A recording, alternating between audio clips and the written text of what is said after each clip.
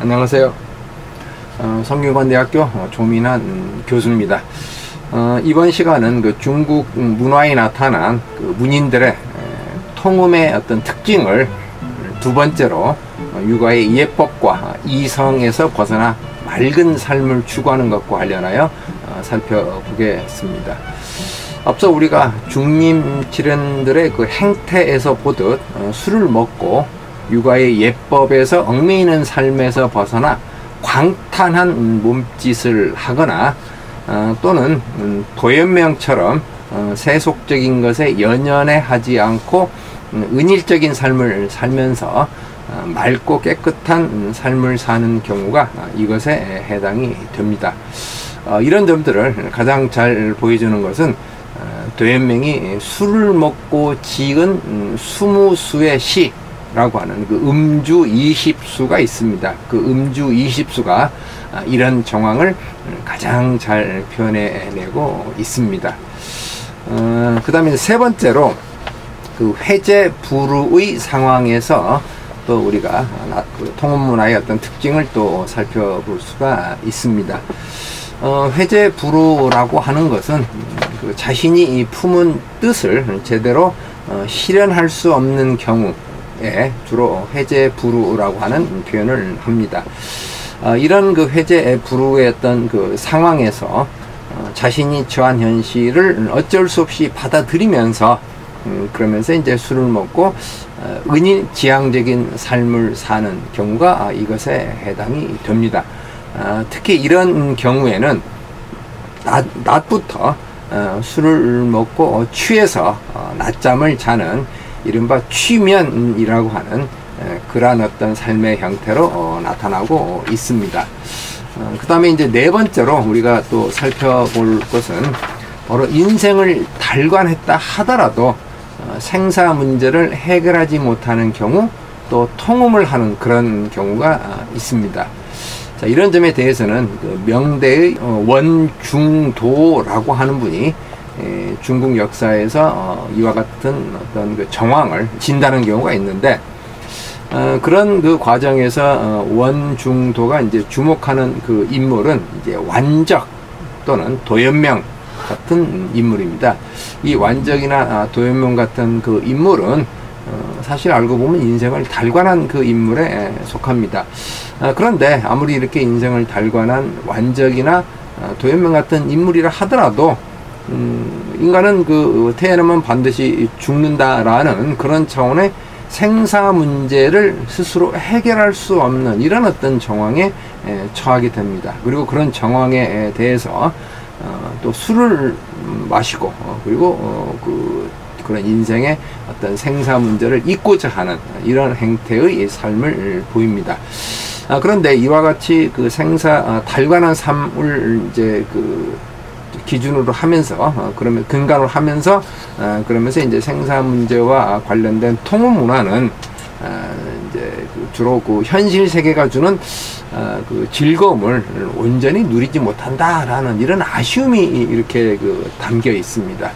술을 통해서 낙천지명의 삶을 이렇게 추구하는 이런 형태로 나타나게 됩니다. 이상 우리가 이 통음 문화에 대해서 전반적으로 살펴봤는데, 특히 그 중에 이제 중림치련들의 그 통음 문화와 관련된 의미를 좀 두 가지로 좀 정리를 좀 해보도록 하겠습니다.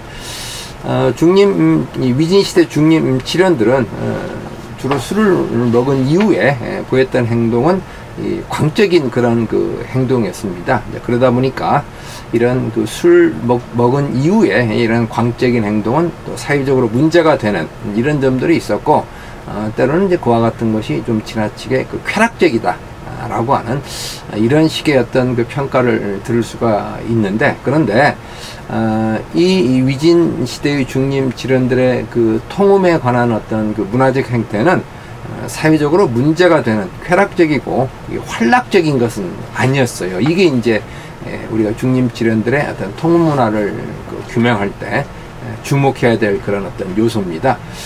그렇다면 왜 이렇게 그들이 그 술을 많이 먹었느냐 라고 할 때 그와 같은 점을 두 가지 정도로 우리가 그 분석을 할 수가 있습니다.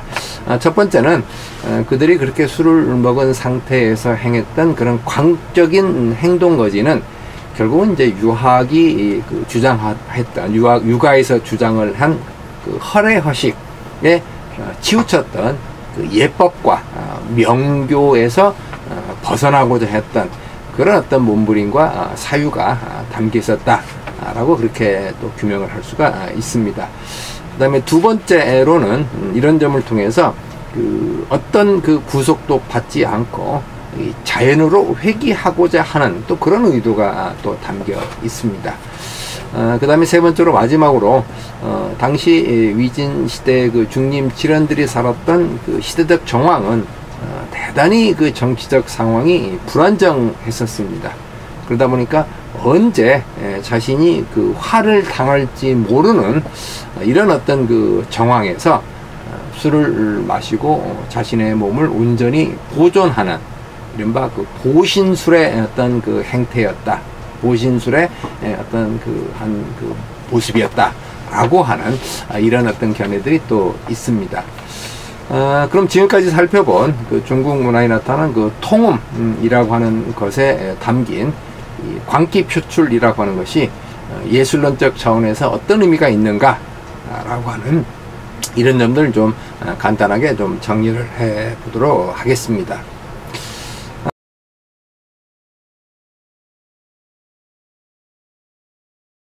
자유롭게 이렇게 표현하고자 하였습니다. 그리고 그와 같은 그 통음을 통해서 타인의 눈에 이렇게 그 보이고 그 평가되는 이와 같은 그 타인의 눈에 의한 그 자신의 어떤 평가에 대해서 별로 신경을 쓰지 않은 그런 어떤 그 행동거지였다라고 이렇게 또 우리가 의미를 부여할 수가 있습니다. 즉 유학이 주장하는 신도, 경외와 관련된 그리고 미학적 차원에서 본다면 그 중화미학과 관련된 그러한 어떤 그 삶과 미학을 보인 것이다 라고 이렇게 또 규명할 수가 있습니다. 이와 같은 걸 통해서 육아의 예법에 얽매이지 않는 그 각 개인만의 어떤 자유로운 영혼과 이 진정성 표출이라고 하는 이런 점들은 문예 창작에서 아주 굉장히 긍정적 역할을 하게 됩니다. 자, 그런 점에서 동양 문인들의 어떤 통과 관련된 그 술 문화와 그 술 문화에 근간한 광기 표출의 어떤 예술성에 대해서 우리가 좀 제대로 알 필요가 있다라고 그렇게 말씀드릴 수가 있습니다. 그리고 그와 같은 어떤 실제적인 그 예로서 우리가 회소의 자서적과 같은 그런 광초라고 하는 이런 것들을 좀 들 수가 있습니다. 자, 이상 통문화와 관련된 전반적인 내용을 마무리하도록 하겠습니다. 네, 감사합니다.